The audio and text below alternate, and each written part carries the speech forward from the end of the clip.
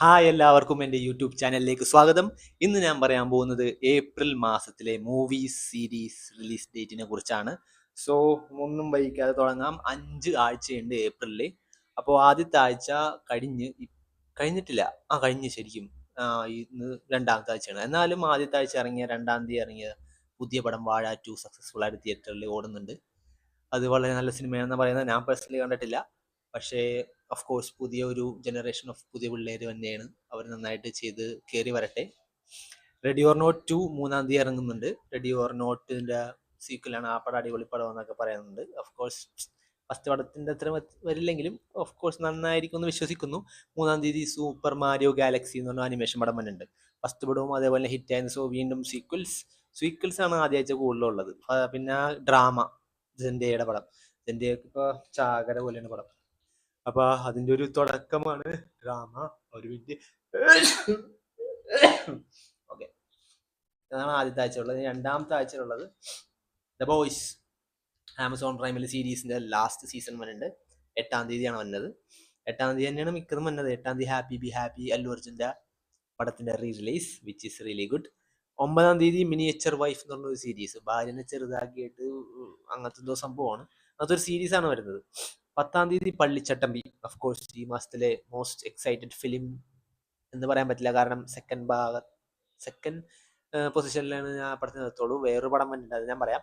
പള്ളിച്ചട്ടമ്പി ടൊവിനോന്റെ പടം 10-ാം തീയതി. ഇനി 10-ാം തീയതി ലൈക്ക് എന്ന് പറഞ്ഞ പടം വന്നിട്ട് നമ്മുടെ പ്രദീപ് രംഗനാഥന്റെ. അത് കഴിഞ്ഞ മാസമൊക്കെ ഇറങ്ങേണ്ടിയിരുന്നതാണ്, അതിപ്പോഴാണ് ഇറങ്ങണം.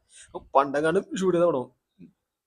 പിന്നെ മോഹിനിയാട്ടം, ഭരതനാട്യം എന്ന് പറഞ്ഞ പടത്തിന്റെ സൈജു ഗ്രൂപ്പിന്റെ 2-ാം ഭാഗം മോഹിനിയാട്ടം അത് വന്നിട്ടുണ്ട്. ഫസ്റ്റ് പാർട്ട് ഞാൻ കണ്ടിട്ടില്ല, നല്ലതെന്നാണ് പറയണത്. 10-ാം തീയതി ഭൂത് ബംഗ്ല, പ്രിയദർശൻ, അക്ഷയ് കുമാറിന്റെ ഹിന്ദി പടം. അതിന്റെ ട്രെയിലർ ഇന്നാ വന്നത്. അത് കോമഡി നന്നായാൽ മതി, ബട്ട് വലിയ രസമായിട്ടൊന്നും തോന്നിയില്ല കേട്ടോ. 10-ാം തീയതി തന്നെ ട്രാഷ് എന്ന് പറഞ്ഞൊരു ഇംഗ്ലീഷ് പടം വന്നിട്ടുണ്ട്. ട്രാഷ് അതാണ് രണ്ടാമത്തെ ആഴ്ചയിലുള്ളത്. ഇനി മൂന്നാമത്തെ ആഴ്ച യൂഫോറിയ എന്ന് പറഞ്ഞ English web series, the most famous depression സംഭവം. അത് യൂഫോറിയ സീസൺ 3 വന്നിട്ടുണ്ട്. ഞാൻ ഇതുവരെ കണ്ടിട്ടില്ല. എനിക്ക് കുറച്ച് കണ്ടപ്പോൾ തന്നെ ഭയങ്കര ഡിപ്രഷനായിട്ടൊക്കെ തോന്നിയത്, ഞാൻ കണ്ടില്ല. മമ്മി എന്ന് പറഞ്ഞ സിനിമ ഉണ്ട് 17-ാം തീയതി. പണ്ടത്തെ ഏതോ ഒരു പടത്തിന്റെ ഒരു റീബൂട്ട് എന്നാണ് പറയണത്. മറ്റേ ബ്രണ്ടൻ ഫീസറിന്റെ മമ്മി അല്ല, ഇത് വേറെ മമ്മി.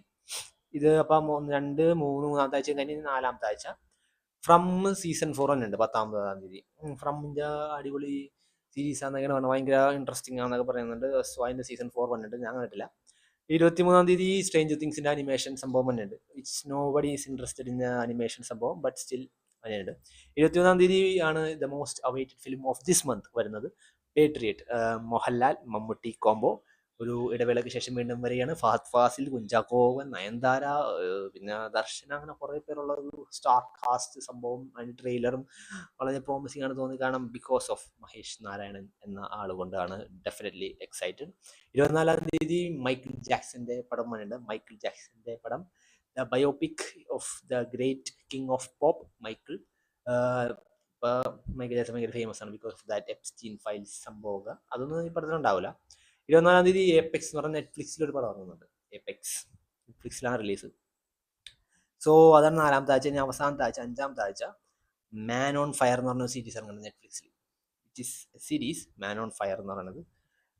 യഹ അബ്ദുൾ മത്തീൻ ആ പുള്ളിക്കാരനാണ് അഭിനയിച്ചേക്കുന്നത്, മറ്റേ വണ്ടർമാനിലെ പുള്ളിക്കാരൻ. 30-ാം തീയതി കാര എന്ന് പറഞ്ഞ പടം ഇറങ്ങുന്നുണ്ട്, ധനുഷ് മമിത ബൈജു പടം.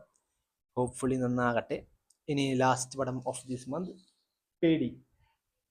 മലയാളം പേടിയല്ല, തെലുങ്ക് പേടി, രാം ചരന്റെ പടം.